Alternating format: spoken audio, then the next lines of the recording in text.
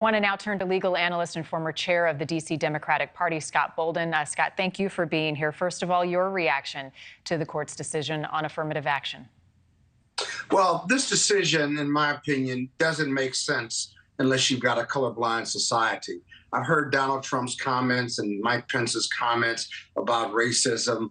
Affirmative action and race being considered one of many factors, along with legacy, along with other backgrounds, is not racism. It's fair consideration. We know there's empirical data that says that a diverse decision-making process and considering diversity, whether it's business or higher education, makes for better results. I can tell you that I fear that we will go back to a situation where majority schools, not HBCUs, but majority schools are going to have fewer Black and brown students, and that lessens our democracy.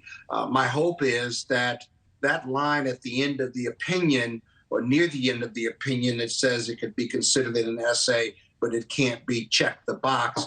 Well, right after that, in the ending paragraph, it slams a door on even that consideration, at least as I read it. And so I don't have a lot of hope about diversity being in higher education. The other thing we've got to consider is, what does this mean in connection to businesses and hiring practices, either psychologically for those who are employers, or will there be a case on hiring practices where we know race is a factor if you're in a protected class? And so lots to sort through in this 200-page opinion. But the reality is that affirmative action is dead as of today based on this Supreme Court ruling. Right. And I think it's a very interesting point that you make about how this would apply more wide-reaching to businesses and the hiring practices within companies. Specific, though, to colleges and universities, what message does this send to Black and Latino students looking to apply to different schools across the country starting today? Well, the fight for racial equality has to continue. And while I'm a double HBCU graduate from Morehouse and Howard Law School, I believe in great and broad diversity, and those Black and brown students should continue to apply to these majority white schools, and whether race is a factor or not, to test the system. This decision only makes sense if we live in a colorblind society. It only makes sense if we don't have systemic racism, and the socioeconomic and health numbers certainly confirm that we still have systemic racism.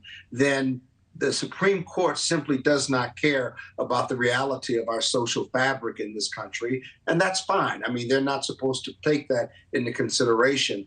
But we know that 63% of America believes in affirmative action, much like we know that 60 or 70% of Americans believe that a woman ought to have a right to choose. And yet we have these very unpopular decisions that make America uncomfortable, and I think weakens our democracy. I think college admissions and schools are going to be filing lawsuits for clarification.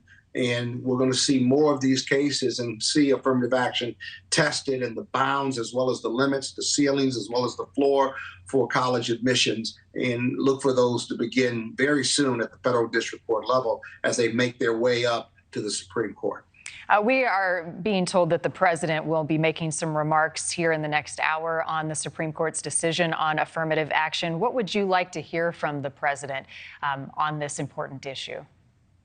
Well, I think the president is going to take a position of standing firm on diversity and seeking racial equity as we try to form this more perfect union. You know, this isn't a race-based decision. This is a decision that affects all of us as Americans. If we're going to get to this colorblind society and racial equity, these decisions really, really don't help. I know some believe they do, but there's another way to have this racial dialogue. We're more alike than we are different if you have that dialogue without judgment and with patience and tolerance. And so I think he's going to talk about keeping America's fabric of this melting pot of cultures and race within this country. We're a very unique country. I think he's going to talk about that, but stand firm with diversity. He's going to oppose this decision and say that it's out of line, but that the fight continues, the struggle continues to make this a more perfect union and to make us more racially integrated and more racially equitable in our decisions and in our daily lives. That's what I think. Thank you for watching. Go to newsnationnow.com to find NewsNation on your television provider. And don't forget to click the red subscribe button below to get more of NewsNation's fact-driven, unbiased coverage.